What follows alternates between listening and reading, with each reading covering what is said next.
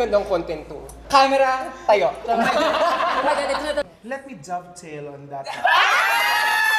Ang sayo. Thank you, McDonald! Thank you, McDonald's! Thank you, BEKENEMEN! Thank you. Hello everyone! Welcome to a very special Pride Month episode of BEKENEMEN. We are calling Love Ko All, sponsored by McDonald's with a really epic all-star cast, if I might say myself. So my name is Baus Rufo. My pronouns are he, him. I am Chanel. Out of drag, I am he, him, they, them. And in drag, I am she, her, they, them. Yes, so grabe ang cast natin ngayon. Correct. It's giving Last Supper dahil sa ating setup. Ipakilala natin na ang ating mga nagnunuknukan ng kagandahan sa ating panel. Who do you have on your side, Nick? Of course, to my leftmost, we have Miss Universe Philippines 2023 from Lapu-Lapu City and a social media content creator, Miss Claire Inso. Claire, would you like to tell the people your pronouns? Hi, I'm Claire Inso. I'm a she, her. Period. And of course, we have LGBTQIA advocate of 15 years of experience as a global talent strategist in the corporate setting and GSC expert, facilitator, and resource speaker, Mr. Miss Mix Don Mendoza. Hi guys, nice to be here. Again, pronouns. He, she, her, it, they. Love that. All of the above. All of them. I love it. Nandito naman, to my right, we have LGBTQIA+ advocate, managing directress of Castro PR, and head of PR ng Love Yourself and Angat Buhay. We have Janly Dongka. Say hi to our live audience. Happy Pride to our live audience. And to the people in the studio, my name is Janly and my pronouns are she, her. Yes. And how about your social security number? Comment down below and I'm gonna give it to you. At sa gilid ni Janly, we have ang karinyo brutal na motherly auntie ng social media and drag. We have your Tita Baby. Hi, Tita Baby. Hello. Wala bang buffet? Sorry, Kapi lang. Makafe lang tayo. Nag-cafe lang tayo today.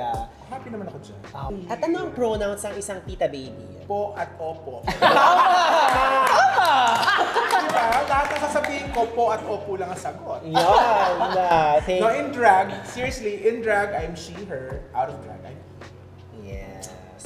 Thank you. And completing our all-star cast, we have actor, advocate, and we can all agree, just a superstar. We have V. Palmos joining us. Hi, Sis! Hello po. Hi everybody. Ang pronouns ko po ay he, him. Yung his win-workout ko pa kung gusto niyang mapasakan niya. Hello po. Pwede bang yours? Yours? Yun. Okay. As you were saying. Ayan. Okay. So, ang activity natin for today, for today's attendance check, kailangan sa GC, send nyo nga yung picture ng front and back ng credit card nyo. Charot. No, we're here today to have an in-depth discussion para to kabaklaan all-stars ng The View. Correct. Siguro like, the social climate of what it is to be like a bakla in today's society in the Philippines. Yes. So I guess for our first question, who should go home tonight and why? Oh my God. I would like to nominate myself. I would like to exclude myself from this narrative. Okay. And then, no. So, Happy Pride, guys! Happy Pride! Happy Pride! And thank you, McDonald's, for gathering all of us here. So we're celebrating Pride, and I'm sure all of us here are very busy because tayo ay mga professional queers. Correct. But I guess what I want to know muna is, do you remember the time you actually celebrated Pride for the first time? Or maybe something that's actually close to it? A significant experience of Simulan natin Pride. sa pinaka maganda. So, ganito yun.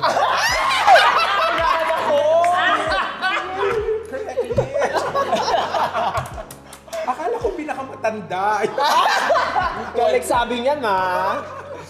So ako na nga. Yeah. When I was growing up, wala namang LGBTQIA term eh. Wala yan. Walang pride, walang ganon. This is late 90s or early 2000s. So, the closest thing that I experienced in Pride was the Halloween parties. Yung mga club Yung mga, anong tawag doon? Yung mga, Halloween party. yeah, yung mga malalaki sa tent, yung mga ganyan. Tawagin na lang natin siyang dance part. Yeah. Disco. Yeah. Discotheque, yung mga discotheque. Disco! So, because Halloween yun, everybody was like open to, put on whatever they want and create a character, whoever they want. And then we'll all meet as strangers and just have a really good time. Feeling you belong, feeling that you're not weird, that you're not crazy. No, parang it had a feeling of celebration. Na iba-iba kami. Iba-iba tayo. So I think that's the closest thing that I can, remember experiencing Pride. Wow. Halloween nga naman. Halloween, Maraming pinapanganak rin na bakla tuwing Halloween. Totoo. Bibinyagan. Bibinyagan. Actually, Halloween or Christmas parties. Pwede diba? rin. Correct. Kasi you're given themes and you want to appear and be prepared and look the best you could. So I think corporate events give you that platform, but I think that's the closest thing kasi that you can be your authentic self. But nonetheless, it allowed us to be who we want to be. Correct. Yes, V. I think yung closest na parang feeling ko na experience ko na pinakamalapit dun sa pride na ginagawa natin ngayon. Ewan ko kung may nakakaalala pa sa inyo or nabasa ninyo yung mga white parties and black parties. Oh my God. Back in Malate. I think para sa akin yun yung that's the closest. For Kasi, our generation, pa-explain na. Wow! Meron po tayo itong Kinder 2. wow! Hindi, but para nga po sa mga Gen Zs nating mga queer baklas, hindi, kasi Nananawagan ka ba, Oo, sis? kasi for sure kasi yung heyday ng Malate is something na hindi na nila alam. Or it's just alam mo yun, parang blast from the past na lang. So parang para sa akin, yung white party po nangyayari yan, I think, every June. The black parties are the Halloween parties, November. Tapos yung as in white party. Tapos doon, walang paistara na white party to, purple ako para stand out ako. Hindi. For some weird reason, talaga when it's white party talaga. So the whole Orosan Nakpil Malate is white. And then I remember during that time talaga, maliit pa po akong dalaginding na bakla, no? Parang ngayon pa din naman. As in my stage, tapos parang Jaya would perform. I mean, iba't ibang mga tao yung nagpo-perform. There's a big stage, ganyan. Tapos it's really like a celebration. Ganon siya. Siguro may march prior to that, but I'm not, hindi ko alam na merong ganon. Pero naalala ko talaga yung, oh my God. Tapos palaki siya ng palaki. Na yung buong stretch ng Orosan Nakpil is really close for the white parties, and then there's music, there's dance. Like us young gays, sobra kaming drawn nung mga time na yon. Na parang my God, white party. So see you sa black party naman and all. So I think that's the closest. Bago ko Pride March na March M&M ganyan. So I think that's the closest. How about you, Claire? I hope this is counted, pero like to me, I mean, of course, Pride is a personal experience, Yes. diba? And the closest thing that I could remember was when I came out to myself. Siguro parang yun yung confirmatory ko na experience mo, sasabi ko, ganito ako. So, ayun, parang when I look back, parang that was siguro masasabi kong turning point because I really accepted it within myself. Like, kasi di ba, pag nag-explore ka pa or hindi ka pa sure what's your label or if you really like part ka ng community as an ally or really as one of the letters. So parang yun yung naging, ayun, parang turning point. Yung official yung siya. awakening moment Yes. na parang, oh, this is me. And I think when parang it is a personal reflective experience, but it really meant to me and it really helped me identify myself. So Yes. Because you can't spell pride without I. So pride has to start with I. Chara, with yourself. With P. With P. Tama naman. Wait, nasa Janly rin because everybody else gave their answer. So, how about you? Kailangan sa yung pinakamagandang sagot pa. Oo nga, pressure's on you. Dahil sa shiver na yan. Ayun. I'm actually not trans, I'm a cisgender woman. Gumawa ng issue. Pauga, That's my- pasabog. Shari. So ako naman, I agree with Claire. I think yung personal comings out natin as members of the community are our first experience of pride. Yes. Diba? When not even out to others, but to yourself. When you finally accept yourself for who you are. So, agree with that. To me naman, my first pride experience na collective was in 2016. Because I've been a volunteer of Love Yourself since 2015. And then in 2016, they told us about joining Pride. It was in Luneta pa. Oh my God. Okay. Yun. So parang first time ko. And then, grabe yung feeling. Konti pa lang kami nun. Ngayon, last year in Pride PH, 110,000. Back then, siguro mga 2,000 lang. Yes. Ganun lang. And then, pero it's very impactful kasi you really feel the spirit and the energy kapag nagmamarch kayo na sumisigaw kayo, napakabakla, nagpapakatomboy kayo, at walang pakialam yung iba. Diba? So, ang sarap sa pakiramdam na you can be your best self. Diba? I was my best me back in 2016. And hindi ko na siya tatalikuran ever. Correct. Actually, I have my first Pride experience was also in that same March 2016. In terms of looking for a community ng mga bakla, I've never struggled with that part. Kasi galing ako all-boys school, tapos kami anomaly batch na parang 10% ng batch bakla kami lahat, so magbabarkada kami. And then pagdating naman sa college, same, I also had like a community dollhouse. But I was also very socially active in like mga social political protests nung college. Medyo may pagkatibak ng bakla nyo. Tibakla. Tibakla! And I remember that year, natunugan ko na nga na may Pride March in the Philippines kasi I did not know meron before that. And then as in buong week, naghahanap ako ng, uy sis, samahan mo naman ako, punta tayo. Wala nga akong, kasi nga it's all the way in Manila and as a northeast girl, ang layo from me and my friends. So hinahata ko talaga sila lahat. Pero parang everyone had like a thing on that day. Tapos nag-decide lang ako that afternoon, sabi ko, hindi, I feel personally very drawn to this experience na parang hindi ko kaya mag-celebrate lang ng Pride with myself and just my friends. Sabi ko, I have to show up. Like, I have to be part of the number, of the statistic of andito kami, mga bakla kami. And that started there. And I've been very perfect attendance ako ng mga Pride since 2016. Yes, sis! Ako naman, I think ang closest to celebrating Pride that I can remember was actually 2 years ago lang. And this was our viewing parties.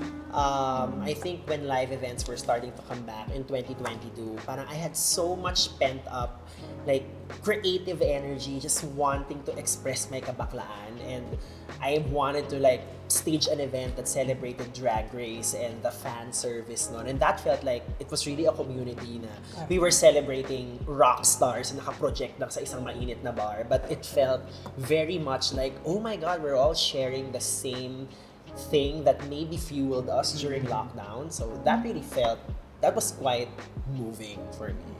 It's really a big thing about celebrating. I mean, aside from the individual, I think you can really feel pride with a community, with like a community of people that you celebrate. It's always a communal experience talaga, like Pride. No, parang you start with yourself and then pagkatapos nun parang that pushes you na to go outside and meet your tribe. Correct. Yung ganyan. Parang may iba naman. So we talked about our past, our like first experiences with Pride. What are you proud of in this moment today? Going back, that's very economically speaking as well. A lot of the queer folks have been thriving in their own respective fields. And I think each of us here on this table is a huge representation. Like, diba? Laki ko. Parang you can bring, diba, food on the table. I mean, you can travel. You can own a house now. I think it's a testament of how progressive at least in my case, the corporate world has been. It has been open to various and diverse personalities and soji.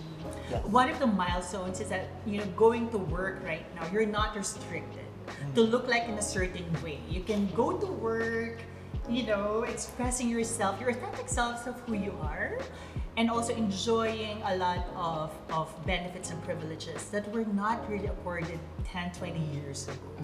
And that's something I'm really proud of. Diba? What are you proud of, like, in this In this moment? moment. I think it's where I have taken my drag. You know, if you talk about drag queens, ang immediate imagination yan is like clubs in Malate, you know, performers at night, in the dark, di ba? Parang underground, gano'n. But with the discussion and the narrative of LGBTQ, SOGI, SC, and all that, parang nagkakaroon siya ng different light. You know? And I think, I just came from, if I may say, I came from a corporate event today wherein I was in drag talking about inclusivity and diversity. So, I was thinking, if I weren't in drag, I wouldn't have that opportunity or platform to actually share my thoughts, my views, my power as an LGBTQI community member. I think my drag or drag in general talaga is a statement, diba? And it starts a conversation. So it just so happens that my background used to be in corporate. So parang minerge ko yung dalawang lives ko na yun now and use drag and penetrate corporate world and talk about what it is to be an LGBTQI in drag. I love it. So ayun. What's great about that is that you have corporations celebrating an art form. That's right. Yes. So, yeah. Not 10 years ago, you wouldn't even think of Yes. happening. Totoo yun. That is so true. Siguro for me, as the zillennial on the table, I feel like I'm at the cusp of a lot of things. Parang na-experience ko pa rin yung nakapaglaro ako sa labas, pero na-experience ko yung mga may phone na. Parang I feel at the cusp of a lot of development. And ang pinaka-proud ako is how indelible and diverse representation of LGBTQ has been on mainstream media. Kasi nabuto ko pa rin naman yung time na ang bakla clown, ang bakla sidekick, ang bakla comedian. Kaya ganito ako today. Pero ngayon mas like ang dami ng mga kwento that aren't just focused on that archetype of being gay. Ang dami nating like for example, yung ang version na makadala last year, it becomes decentralized from feminine gay oppression into like sapphic love stories, into like male love stories, into like queer couples, parang atypical couples.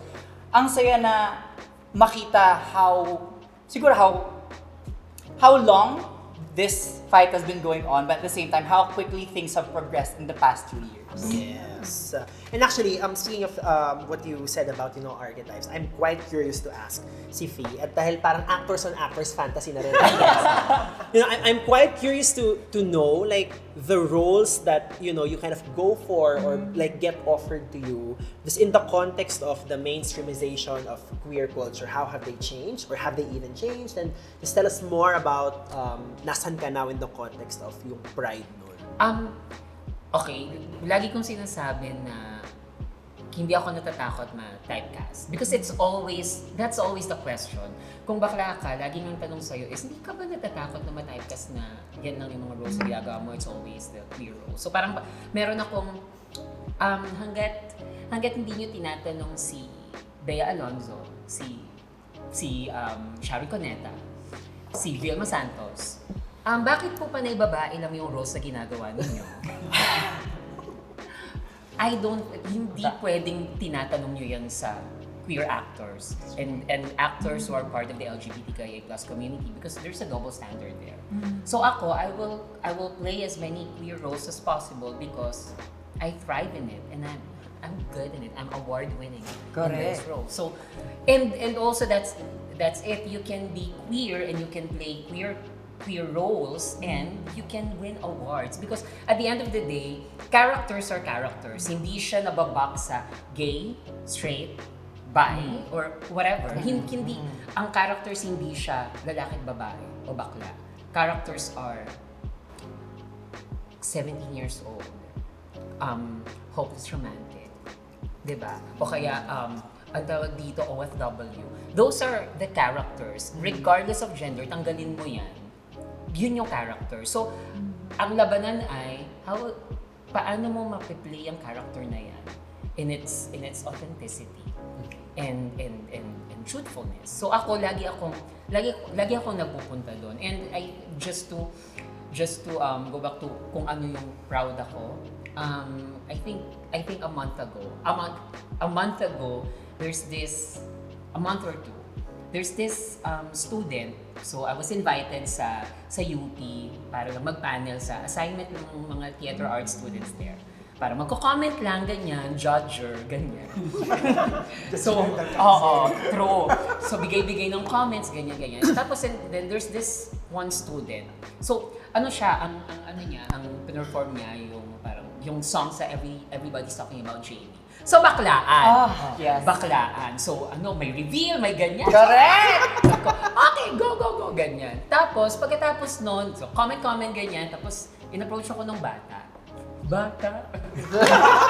Ganun na po, ladies and gentlemen. Dear. True.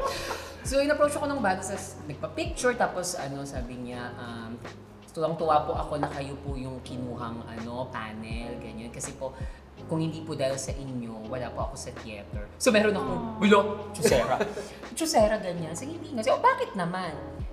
Sabi niya sa akin, originally, he enrolled sa creative writing. Tapos ang sabi niya, kasi po gusto ko po talaga mag-theater, pero kasi alam ko po, dahil nga baklang-bakla ako, alam ko po na hindi ako makakakuha ng roles. That's his exact words. Alam ko po hindi ako po makakakuha ng roles. Pero po napanood ko po kayo noong 2018 sa Mula sa Buwan, and you played Rosana. Tapos ang sabi ko, ay pwede pala. So after that sem, nag-shift siya sa theater arts. So I think para sa akin yun yung pinaka-proud ako because again that's representation for you because hindi ako naniniwala sa representation na kailangan mo lang paniwalaan, tingnan mo parang nasa utak mo. Hindi, sometimes may ganon. Sometimes parang representation is a manifestation of that possibility. Kailangan mo munang makita bago mo paniwala ang pwedeng mangyari sa'yo. So, kailangan mong makita na posibleng magkaroon ng roles para sa'yo. Yun na, it's possible because si Donnie De Leon na-nominate sa BAFTA, sa Golden Globe. So, kailangan mo minsang makita muna na posible. And that's important representation is. So, ako, nagulat lang ako na, oh my God, ako naman ginagawa ko lang to dahil binigay sa akin yung role. I mean, Rosana is traditionally played by a woman and it was given to me na for the first time, okay, queer yung gagawa. So, para sa akin, it's a role na, ang saya because, parang historic, mga ganyan. Pero hindi mo alam na ganun yung impact na tinanggap na kasi nung bata na wala siyang role na makukuha kahit gusto niyang nasa entablado siya. Just to share a little bit on that, actually, I also have a theater background. I graduated theater from Ateneo. And now, ginagamit ko sa kabaklaan, sa pagdadraga. But there was a point in time na parang pinag-isipan ko talaga, do I see a future for myself in local showbiz? And umabot ako sa decision na, no. Kasi, for me personally, it's like, kailangan ba advocate ako lagi? Kailangan ba groundbreaker ako lagi? Yes. So, andun lang ako sa point na parang nagkaroon lang ako ng fatigue na I've done a lot of representation in my school, in my community. Parang sabi ko, sige, let's take a backseat. Pero, ayun nga, ang gusto ko ngayon is now I can see queer people doing queer roles. Yes. Hindi ang mga baklang role, hindi na siya acting challenge para sa mga straight. Exactly. Our lives is not for you to win awards. Correct. It's so important to have queer people in queer roles. Kasi yun nga, the impact that even like, yun nga, parang for you, mababaw siya na, actor ako, binigyan ako ng role. For you, it might be something small, but representation matters. Yeah, and kasi para sa akin, I think minsan yung issue, ang issue dun kasi ay, it pushes the idea that you can turn on and off queerness. If a straight actor would play a queer role, after niyang gawin yung role na yon, straight na siya. So, okay. So, kaya meron tayong idea na you can turn it on and off. But, kung ang gagawa niya na ibading, pag nakita mo siya, bading pa din siya. Then that pushes the idea, the agenda. No, the idea na, okay, he's just telling a story. It's because at the end of the day, it's a lived experience. Yes. A lived experience is based on truth, on reality. So ako doon ako like laging proud na yun, na parang meron akong mga roles na ginagawa. Tsaka dati na natatakot pa ako na yun lang yung gagawin ko. Kasi ilang beses din akong sinabihan na, ang galing-galing mo sa ganyan. Pero dapat mag-straight ka pa din. Edi sabihin nyo kay Meryl Streep. So, economically speaking, queer actors and actresses should get queer roles, diba? Because we need to tip the balance of opportunity towards the queer actors and actresses. Kasi nga, they don't get a lot of opportunities. That's true. So, diba, apart from what you said na it's life-changing because it's about their lives, it's also It's like changing because economy. may livelihood. Right. Yes. That's right. So that's why it's important to also give queer roles to queer actors. And to also just kind of, I want to hear what Claire has to say about this because Claire, you're about to enter like a male-dominated field, which is Aviation. aviation, diba? So literal fly high Pinay. Pero no, but like with that kind of like with the points being raised right now, I mean, yun talaga tipping the balance baka mo. Like what even inspired you to like to get into it? Well, it has always been my dream, but recently I've become more motivated and inspired to do it because I'm also dating a female pilot. For that matter. Pilota. Yes. Pilota. So yeah, and my partner, she also constantly speaks about working in a male-dominated field. So I was kind of mentally prepared for it, and so the question is, Tipping the scale. So parang does that scare you? Does that excite you? Does that challenge you to just enter this?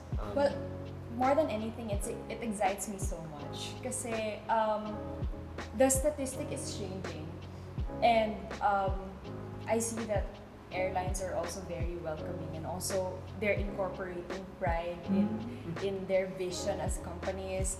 One thing that I'd like to note is where my partner works, they recently just acknowledged same-sex couples to enjoy the benefits of the flights, which is great because I get to save a lot of money first.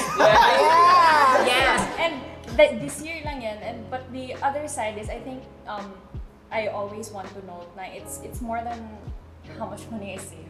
The essence of that is we are included and we're not married.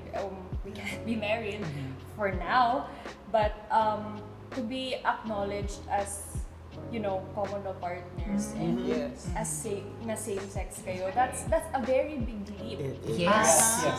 Yes, and I see that reflected in many corporations, many companies that really incorporate pride, really incorporate the EI, which is diversity, equity, and inclusion in their vision, in the future that they see na pwede namang i-live na today. So, yan ang isang bagay na kinakatuwa ko talaga.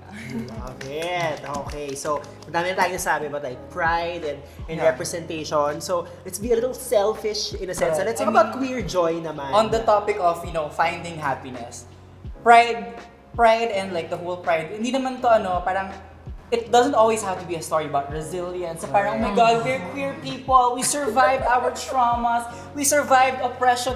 No, pride is also about just celebrating what makes us different. And siguro on that, to pose the question, where do you find queer joy these days? Ano yung napapasabi kayo, sarap talaga maging baklaan? Cory! Oh my God.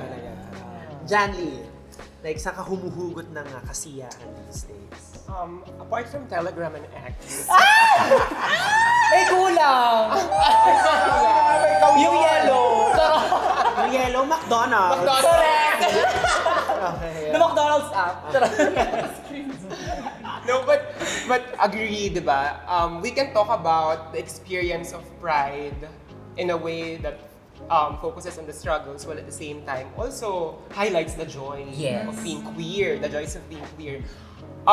To me, apart from what I mentioned na me coming out as trans, of course that's to me, the first source of queer joy, being true to myself, owning and living my truth. Right now, at this point in my life, tanda. I find queer joy in helping other people celebrate themselves and finding their own queer joys, di ba? So, for me, safe spaces are very important. Community building, queer community building is very important. So, for example, in Castro PR, we are LGBTQ+ owned and led. Like 70% of our company are queer. So, that's one. I make sure that everyone thrives because, having that feeling of being safe and accepted in your workplace is very important. Having DI policies. Hindi lang yan dokumento, di ba? It will allow members of the company to be productive, di ba? To be their best, di ba? So that's one. Sobrang init. Actually, when we discuss the struggles of queer employees in corporations, kami walang ganun. Hindi kami makarelate. Kasi nga, from the very beginning, it's owned and it's led by queer people. So wala kaming struggles na, naku, bawal akong mag-peace ng ganito or bawal akong... If anything, baka mahirap maging straight dyan. Sila yung minority. And then, yung learnings ko doon, na-apply ko rin in other communities that I am being a part of. Kasi as a PR girl, I love connections, relationship building. So, just last weekend, I just came from Surftown Pride. Ayan, aware kayo dyan. Yes. We were there last year. So, we're on our 6th year. We started in 2019. And that small community in San Juan, La Union, it's so empowering because you would think na okay lang, marami namang bago. Pero yung effect na nagagawa mo na you're able to create pride celebrations, queer communities in different towns, maganda yung ripple effect na yon dahil lalayo siya ng lalayo. We need to decentralize it kasi yung Manila is in the center and hindi man lahat kayang pumunta sa Manila to celebrate Pride. Yes. So mahalaga yun na we start our own communities and our Pride celebrations in these communities para doon na mismo they can celebrate without the need to go here. And ang dream natin in the future, lahat ng province may Pride. Tapos sabay-sabay natin gagawin. Oh my God. Ang ganda nun. Diba? But I personally have seen it like firsthand. Si Jandy just like getting a lot of joy from helping other people. So last year like sa Surftown Pride, nandun siya lahat, nandun siya sa breakfast nung buong event. Tapos sa tanghali meron siyang gender sensitivity 101 talk. Yes, Tapos so sa acoustic jamming siya sa gabi. Tapos nasa poetry reading siya, tapos nasa ballroom challenge din siya. So opo, I can see you just like having the time of your life, just like making that community like even more colorful and have them experience a richer kind of celebration. And to add lang, yung feeling that you get when you see young queer people having the time of their lives, na when we look back 10 years ago, I wouldn't even imagine that they could experience it at their age now. Ano sila? 15, 16? Yes. Diba? So, at a very young age, they're able to claim themselves, celebrate their identities. Ang saya-saya nilang nagda-drag, nagda-death drop, at diba, without a care in the world. So, for me, yun yung queer joy for me. I love it. Okay, so talking about queer joy, Tita Baby, you spread a lot of happiness being a professional drag queen. So ikaw, saan ka humahanap ng happiness mo na yun? Like on your own time? Okay, so, I'm sure this is not something out of the ordinary for you, diba? Okay, you mentioned kanina there are young ones would come up to you or slip in your DMs and say, you know what, Tita, you inspire me as a plus-size woman or as plus-size gay boy. Pwede palang maging drag queen ng hindi sexy. Sexy ko kayo. So, yun nga. So, pero, ako sexy, siya hindi. Sa kung sino ka bang nag-sexy? Pero hindi. But now, ano siya, flourishing drag queen siya. Okay, so there are like a few who's, verbally said that I inspired them. But more than the young ones, it's the old ones that actually tug some strings, especially OFWs who see me on social media, who are been away from the Philippines for a very long time, who'd say, you remind me of my mom, you remind me of the Philippines, tita, which shoe should I buy, the red one or the black one? Kasi I realized, kahit at my age, she's a married woman who married into sa London na siya ngayon, migrate na siya doon with her white husband. So may family na siya dyan. Hindi na siya nakakabalik dito. So, parang nawala na siguro yung old self niya throughout that journey of becoming who she is right now. Yes. So sabi niya, tita, pwede pa pala ako magpulang heels. So, pinapipili niya ako kung ano yung bibili niya, yung heels na pumps o yung heels na boots na pula na patent. Sabi ko, syempre dun tayo sa heels na boots na patent, no? Correct. Yun ang bilhin mo. At sabi niya, if ever you come here in London, sabi niya, let me know, I'll pick you up from there. So it's those who, it's not future looking, like the ones sa mga bagets, di ba? Future looking yun, pwede pala ako maging ganito. Yung mga older ones, they look at me and apparently my impact to them is like, pwede pa pala akong maging ganito. May asim pa. Diba? Oo. Ito na nga. Share ko yung asin. So yun. Ako naman, for me, it's the, as professional baklas. And I love saying the term professional bakla because economically speaking, I love the fact that I can provide for myself doing what I'm doing. I love the fact that I am a full-time drag queen because talk to me 10 years ago, that was never in the picture. Like, making money, providing for yourself, providing for your family, being so out loud queer and like so unapologetic na bakla ako at yun yung pinagkakakitaan ko, that felt so unimaginable in my childhood. And ako parang I'm aware that I'm a bit on the younger side of this conversation, pero parang imagine mo, parang for me growing up in the like 90s, 2000s, mahirap na yung isipin. So what more for like the older generation? So it's so uplifting to be able to do that now and see fellow professional baklas. And parang iniisip ko, I hope we're inspiring the next generation na hindi nyo kailangan mag-conform para kumita ng pera. Yes. So of course, we've talked a lot about our personal journeys, and siguro in our coming out processes, in our journeys to becoming our most authentic self, can you remember like a specific ally that helped you be more comfortable? Someone from like the straight community or like not necessarily like a queer person that helped you become more comfortable with yourself, and what did they do for you? Gusto ko yung Barbra Streisand rep. I don't know. Gusto ko yan. Sige, umpisahan natin. So, we all know naman, diba, like in the corporate world, there's that norm. Then you have to fit in a certain glove, diba? But siguro I'm lucky enough to have met a mentor who allowed me to be myself and who saw my potential. And my ally, and I think that's what I always say, to people who like to be our friends and allies, is that to be an active ally, you have to mentor people, right? Because growing up, we didn't have role models. Yung mga role models natin, nakikita natin sa TV. So regardless of what generation you're in. But the ally who would really appreciate you, honor you, nurture you, develop you to become a better person, both in and outside of the work. And that ally led me to join this organization that I'm passionate really about. And Janly and some of you have participated, whether as speakers or as PR.